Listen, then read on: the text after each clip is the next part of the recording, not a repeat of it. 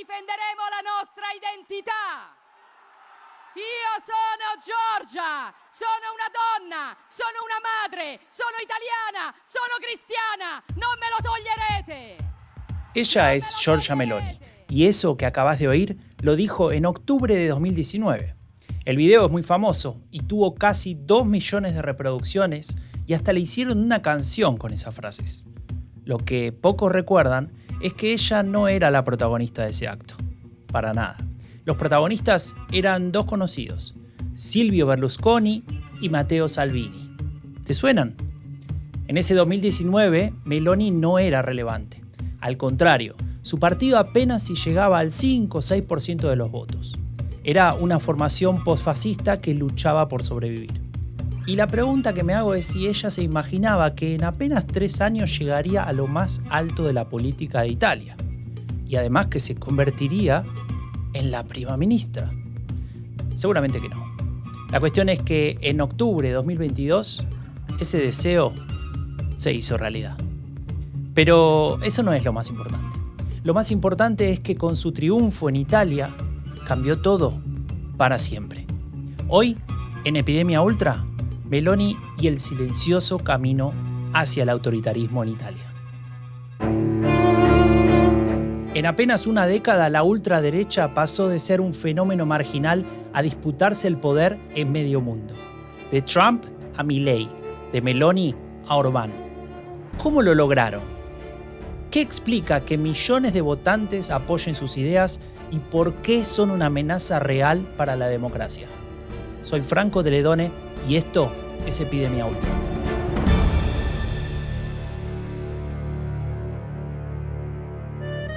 Octubre de 2025. Se cumplen 3 años del gobierno de Giorgia Meloni en Italia. Y casualmente venía leyendo bastante sobre ella y sobre su historia, porque se trata de un elemento clave para la ultraderecha. No solamente la italiana, sino global. Me llamó la atención cómo logró cambiar su imagen. De hecho, algunos piensan que se ha vuelto pragmática, incluso moderada.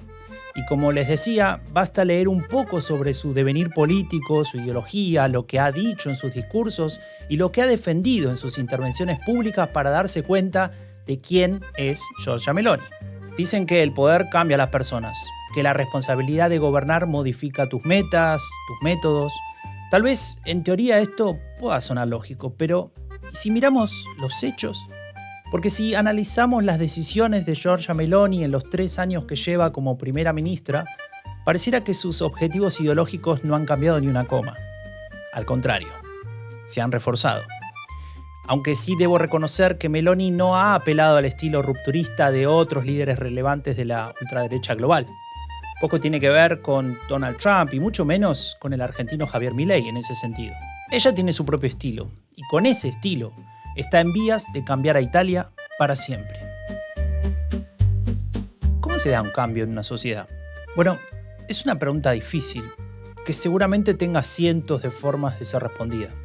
Pero si nos viésemos forzados a resumir las posibilidades, podríamos hablar de 2 grandes caminos. Uno radical y repentino, como una revolución, por ejemplo.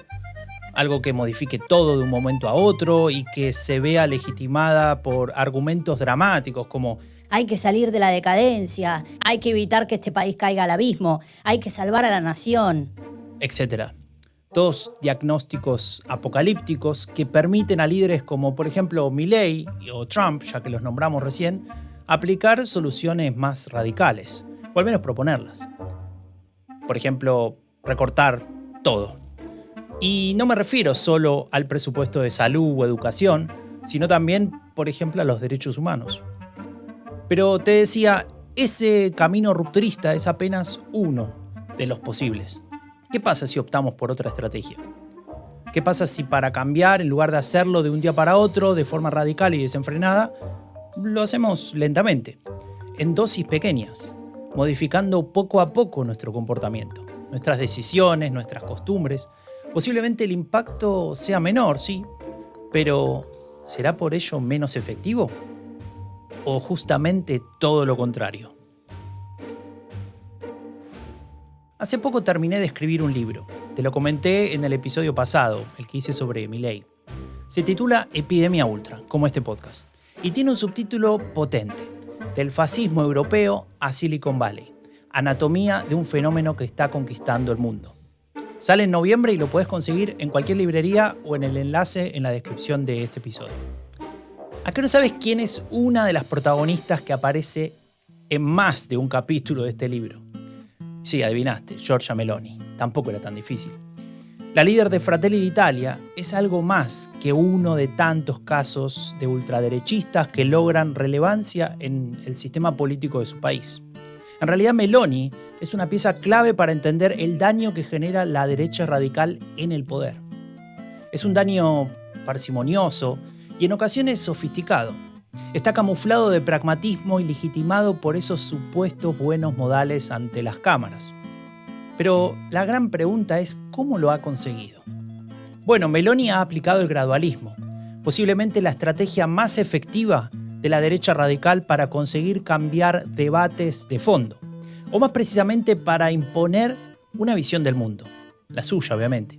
En este podcast ya le dedicamos algunos episodios a esta líder política. Hicimos En la mente de Giorgia Meloni junto a la gente de No es el fin del mundo, del orden mundial. Y ahí hablamos sobre esos inicios en el movimiento social italiano, donde justamente empezó a militar en política. Se trataba de un partido que reivindicaba el fascismo de Benito Mussolini. De hecho, su líder, Giorgio Almirante, había sido ministro del Duce. Meloni se unió a las juventudes de esa fuerza cuando tenía apenas 15 años y enseguida asumió aquel lema de Almirante que rezaba «No renegar, no restaurar». Por cierto, si querés un episodio dedicado al movimiento social italiano, avísame en los comentarios y lo hacemos. Pero volvamos a Meloni. Ella se alimentó de todas estas ideas posfascistas que gracias a Berlusconi llegaban al poder en los años 90. En aquel tiempo, en un programa de televisión francés, una joven Meloni decía lo siguiente. Moi, je crois que Mussolini, c'était un bon politicien. C'est-à-dire que tout ce qu'il a fait pour l'Italie. Et on ne le trouve pas ça dans les politiciens qu'on a eu dans les derniers 50 ans. Yo creo que Mussolini era un buen político. Es decir, que todo lo que hizo, lo hizo por Italia. Y no encontramos eso en los políticos que hemos tenido en los últimos 50 años. Tenía 19 años. Tal vez con el tiempo ya no piense lo mismo. De hecho, cuando asumió, dijo en el Parlamento: a pesar de lo que se ha sostenido, nunca he sentido simpatía o cercanía hacia los regímenes antidemocráticos, hacia ningún régimen de ese tipo, fascismo incluido. Exactamente como siempre he considerado las leyes raciales de 1938 el punto más bajo de la historia italiana, una vergüenza que marcará a nuestro pueblo para siempre. Esto decía Giorgia Meloni cuando asumió como primera ministra. Y está todo muy bien, pero ¿alcanza con decirlo? ¿Y todo lo que dijo antes ya no vale? Bueno, podríamos creer que sí, que su condena es sincera. Pero, de ser así, ¿cómo se explica que el logo de su partido político Fratelli d'Italia posea la flama tricolore? Sí, el símbolo distintivo del neofascismo italiano que usaba el movimiento social italiano. Bueno, y ya que estamos hablando de estas cuestiones, nos podemos preguntar también por qué defendió a este partido y lo calificó públicamente como un partido más de la derecha democrática. Pero lo voy a dejar acá porque esto no se trata de encontrar contradicciones, sino me aburro. Lo que queremos es entender más sobre la importancia que le da Meloni a la cuestión de la memoria histórica.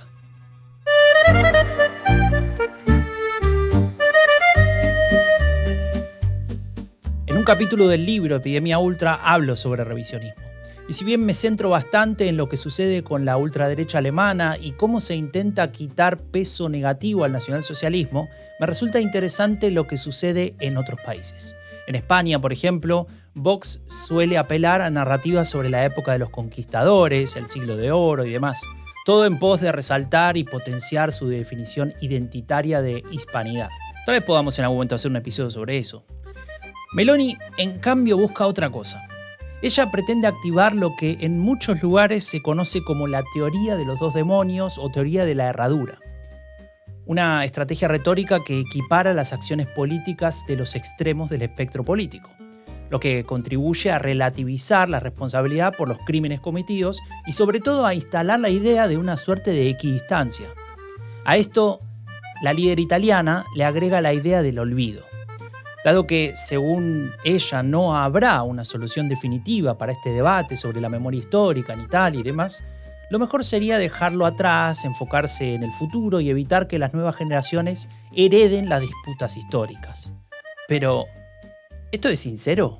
¿O es un artilugio para desactivar sus estigmas del pasado cuando elogiaba a Mussolini o militaba en el movimiento social italiano?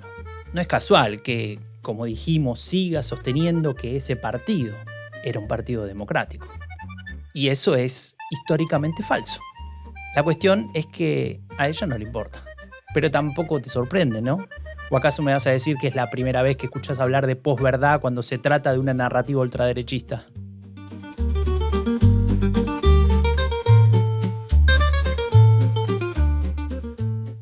Se empieza por hacer lo necesario, luego lo que es posible.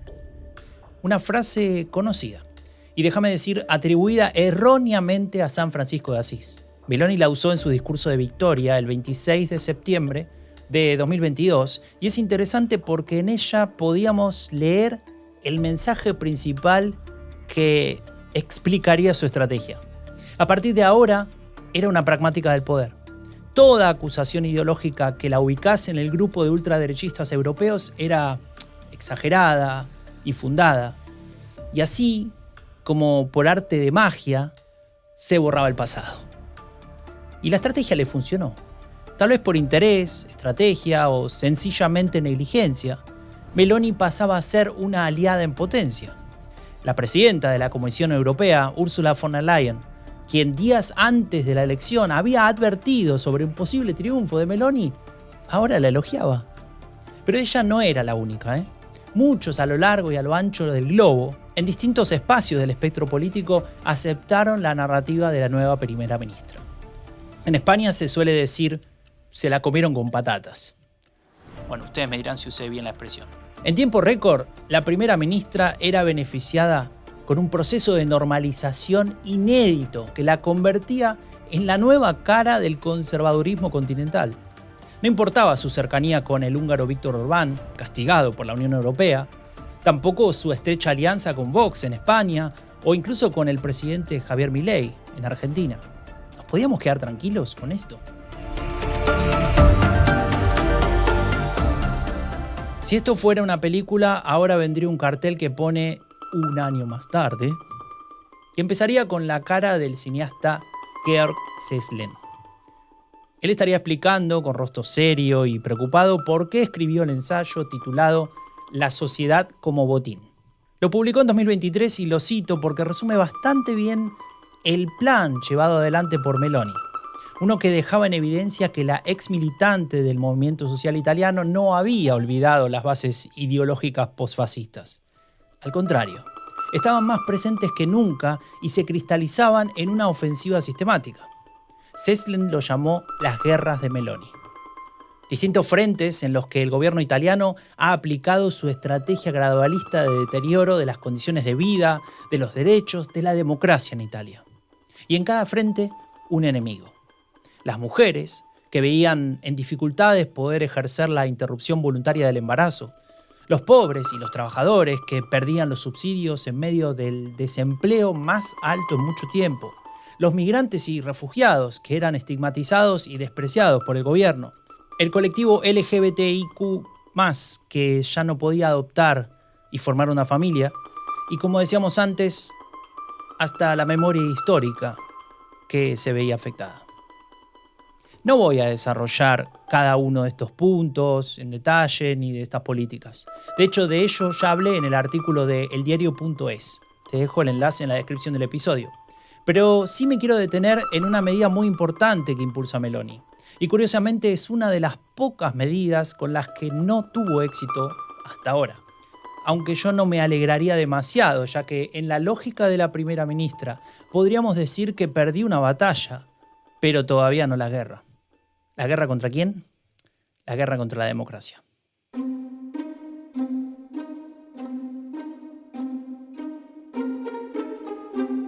En el manual de la derecha radical en el poder hay un patrón que se repite una y otra vez: la intromisión del Ejecutivo en la justicia, un paso previo a la deriva autoritaria. Lo vimos con Orbán en Hungría, lo vimos con Bukele en El Salvador, y Meloni también lo está intentando. En 2023, el gobierno italiano presentó una propuesta de reforma judicial que todavía debe ser aprobada por el Parlamento. Esta iniciativa generó mucha polémica. Quienes la critican sostienen que, en lugar de mejorar el sistema, pone en riesgo la independencia de jueces y fiscales. Pese a todo, Meloni sigue decidida a sacar esta reforma antes de que termine su mandato. Sin embargo, te diría que la reforma judicial no es el verdadero objetivo. Eso es apenas un escalón. Porque en noviembre de 2023, Meloni anunció lo que ella misma ha bautizado como la madre de todas las reformas. Pero tiene un nombre mejor que ese: el premierato. ¿En qué consiste? El nuevo sistema habilitaría la elección directa del primer ministro y un premio, escucha bien, del 55% de los escaños para la alianza que resulte ganadora. Traducido, ganar te daría el control de 2 de los 3 poderes del Estado, lo que podría conducir casi inevitablemente a un hiperpresidencialismo. Y de ahí al autoritarismo no hay mucho. Pero actualmente el proceso de aprobación ha quedado estancado. Y no porque Meloni haya abandonado la idea, sino porque no quiere quedar atada a una posible derrota. Y es que tras la aprobación inicial en el Senado en junio de 2024, el gobierno no ha conseguido lograr las mayorías de 2/3 necesarias para continuar con el proceso parlamentario en la otra cámara. Esto obligaría a llamar a un referéndum popular que, dado lo que indican las encuestas, podría resultar en un revés para la primera ministra. Podríamos alegrarnos, ¿no?, ante esta situación. Podríamos decir: los controles institucionales, los pesos y contrapesos funcionan, han frenado la tendencia autoritaria de un gobierno. Pero déjame decirte que la película todavía no ha terminado. Al contrario, Meloni apuesta a posponer el proyecto para la siguiente legislatura. Es decir, no renuncia a su avance sobre la división de poderes. Simplemente espera el momento adecuado. Y ahí está el verdadero significado del gradualismo de Meloni. No se trata solo de cambios paulatinos en políticas sociales o económicas, sino que se trata de modificar la estructura misma del Estado italiano para concentrar el poder, paso a paso, sin prisa, pero sin pausa. Entonces, volvamos al principio. ¿Cómo se fuerza un cambio en una sociedad? Y decíamos que puede ser radical, revolucionario, con bombos y platillos, gritando como locos. O puede ser gradual, silencioso, disfrazado de pragmatismo. De a 3 años de haber asumido el poder, Meloni no ha cambiado sus objetivos ideológicos. Lo que ha cambiado es su método. El gradualismo con el que está transformando Italia es precisamente el verdadero peligro. No hay gritos, no hay caos mediático, no hay una teatralidad como en otros casos. En lugar de eso hay sonrisas, hay apretones de mano, hay buenos modales. Y detrás hay una agenda ultraderechista avanzando paso a paso. Si bien las instituciones le han puesto un freno en algunos proyectos puntuales, como el premierato, su avance no parece detenerse. Especialmente si encuentra aliados en ese proceso. Porque es innegable.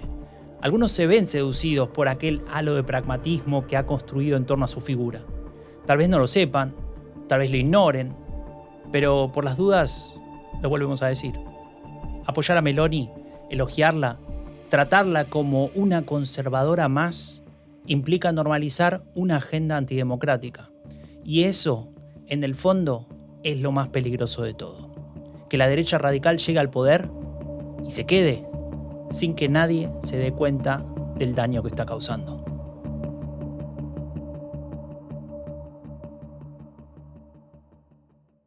Si llegaste hasta acá es porque te importa saber más sobre la ultraderecha en el mundo, porque querés herramientas para identificar cuándo la democracia está bajo amenaza, incluso cuando esa amenaza viene con traje y corbata. Por eso, hoy te recomiendo 2 cosas. Primero, si querés saber más sobre lo que está haciendo Meloni en su gobierno, sobre esas 4 guerras que lleva adelante, escribí el artículo en eldiario.es que te dejo en la descripción con un enlace. Ahí desarrollo en detalle cada medida con los datos y demás cuestiones. Ahora bien, si lo que te interesa es cómo piensa Meloni, te recomiendo el episodio que hicimos en No es el fin del mundo, con Alba, con Fer y con Edu, en la mente de Giorgia Meloni en el orden mundial. De hecho, acá está su atlas, las fuerzas que mueven el mundo. Y segundo, si querés entender el fenómeno más amplio de cómo la derecha radical está conquistando el mundo, desde el fascismo europeo hasta Silicon Valley, todo eso lo desarrollo en el libro Epidemia Ultra. Sale el 26 de noviembre y ya podés reservarlo en cualquier librería o en el enlace también que te dejo en la descripción de este episodio. Soy Franco de Ledone y esto fue Epidemia Ultra.